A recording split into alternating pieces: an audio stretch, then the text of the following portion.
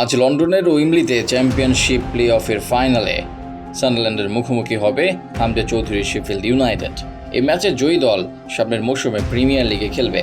বিশ্বজুড়ে সব দেশের প্রিমিয়ার লিগে উত্তরণ অবনমন সাধারণ ঘটনা, আর সেই নিয়মের অংশ হিসেবেই প্রতি বছর নির্দিষ্ট সংখ্যক ক্লাব নিচের স্তর থেকে উপরের স্তরে ওঠে।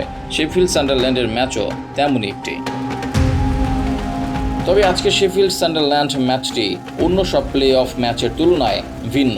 চ্যাম্পিয়নশিপ প্লে অফ ফাইনালকে বলা হয়ে থাকে ফুটবলের সবচেয়ে দামি ম্যাচ। এমনই দামি যে এই ম্যাচের জয়ী দলের অ্যাকাউন্টে ঢুকবে প্রায় 30 কোটি মার্কিন ডলার, যা বাংলাদেশি মুদ্রায় 365 কোটি টাকার বেশি। চ্যাম্পিয়নশিপ প্লে অফ ফাইনাল এত বেশি অর্থের ম্যাচ হয়ে ওঠার কারণ প্রিমিয়ার লিগের আর্থিক সামর্থ্য। বিশ্বের সবচেয়ে বেশি অর্থকরী লিগটিতে প্রতি মৌসুমে খেলে 20টি দল। প্রতি বছর পয়েন্ট তালিকার শেষ 3টি দল দ্বিতীয় স্তর তথা চ্যাম্পিয়নশিপে নেমে যায়, আর চ্যাম্পিয়নশিপ থেকে শীর্ষ 2টি দল ওঠে ও প্লে অফের মাধ্যমে আরেকটি দল উঠে আসে। এবছর এরই মধ্যে চ্যাম্পিয়নশিপ থেকে প্রিমিয়ার লিগে জায়গা করে নিয়েছে লিডস ইউনাইটেড ও বার্নলি। তৃতীয় জায়গাটির লড়াই চলছে সান্ডারল্যান্ড ও শেফিল্ডের মধ্যে। শেফিল্ড 2023-24 মৌসুমেও প্রিমিয়ার লিগে খেলেছে, তবে টিকে থাকতে পারেনি। আর 2017 সালেও অবনমিত হওয়ার পর সান্ডারল্যান্ড এখনও প্রিমিয়ার লিগে ফিরতে পারেনি। দুই ক্লাবের সামনে প্রিমিয়ার লিগে ফেরার পাশাপাশি বড় অঙ্কের অর্থ হাতছানি দিচ্ছে একাধিক কারণে।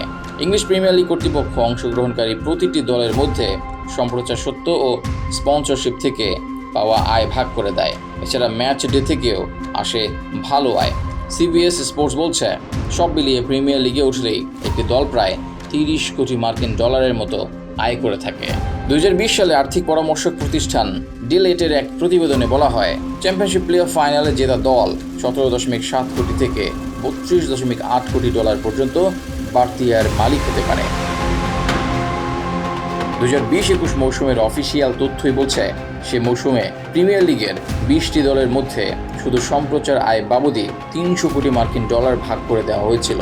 ইংল্যান্ড এবং বাকি বিশ্ব দুই শ্রেণীর সম্প্রচার আয়ই দেওয়া হয়। প্রিমিয়ার লিগে ওঠার পর যে দল যত বেশি সময় টিকে থাকে, আয়ের পরিমাণও তত বাড়ে। কোনো দল চ্যাম্পিয়নশিপ থেকে প্রিমিয়ার লিগে ওঠার এক মৌসুম পরই যদি আবারও নেমে যায়, তবু প্যারাশুট মানি নামে একটি অংশ পায়, যা 3 বছর ধরে দেওয়া হয়। বাংলাদেশের হামজা মূলত লেস্টার সিটির খেলোয়াড়, শেফিল্ডে খেলছেন ধারে।